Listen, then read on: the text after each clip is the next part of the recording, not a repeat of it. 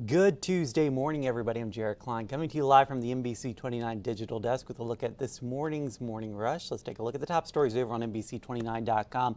At number 1, a 10-year-old taking classes at UVA. At number 2, Orange County Sheriff's Office searching for Juan Rodriguez Bedoya. And at number 3, a drone range opening in Orange County. We will get to all those stories in just a moment. But first this morning, the search continues for Juan Rodriguez Bedoya. He's wanted in Orange County, and authorities there say he shot into a house off Mansion Road, then set it on fire with people inside.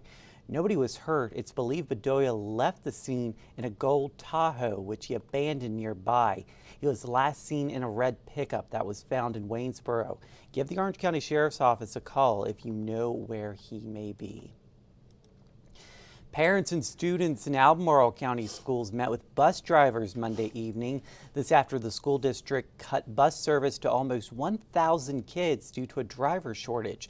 The dozen or so parents who showed up said they are scrambling to find out how to get their children to school next week. It's going to be education hours that our children are missing out on, and we all really feel like, especially the rural kids and stuff, were targeted with this, and it's not fair access to education.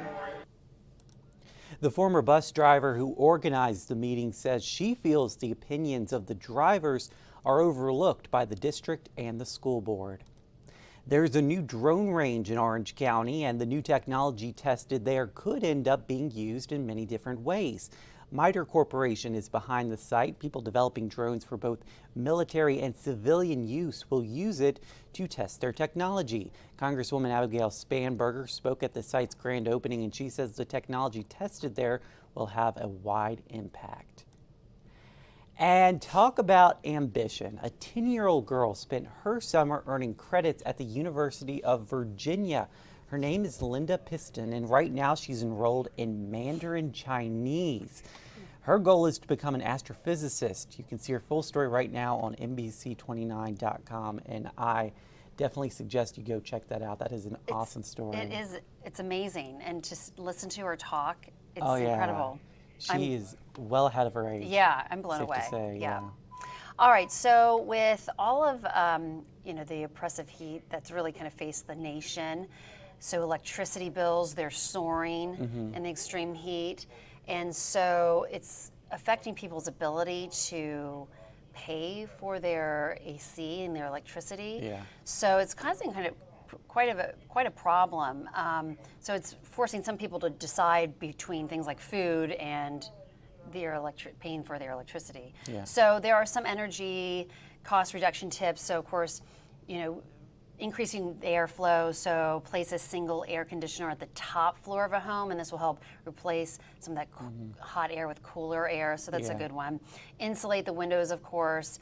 And they even say declutter your home of furniture. So if you have more, if it's not as cluttered and air flows, that'll help with airflow and feel cooler. And then also natural shading trees will naturally shade your home from sunshine. So you don't want to cut any trees down if you can avoid it. But it is affecting people. The heat is affecting people in more ways than one. Yeah, I mean, I've heard about insulating your windows. I've never heard about decluttering your furniture. That could cool down your home. I haven't either. It kind of makes sense, I guess. I guess it does, Again, with airflow. Yeah, Try it out. Also try clean it your out. home. Right, clean your home.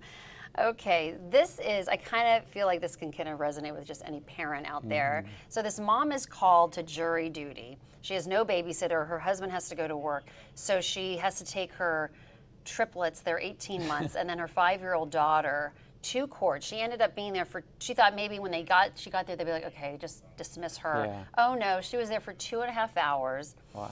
Kids, after all the snacks, she went through all the snacks, they started screaming, wanting to walk around. I think even at one point a deputy brought in a box of toys, and the mom was just kind of could not believe that they just kept her there. Yeah. But then finally, after 2.5 hours, she was dismissed. But she said it was embarrassing.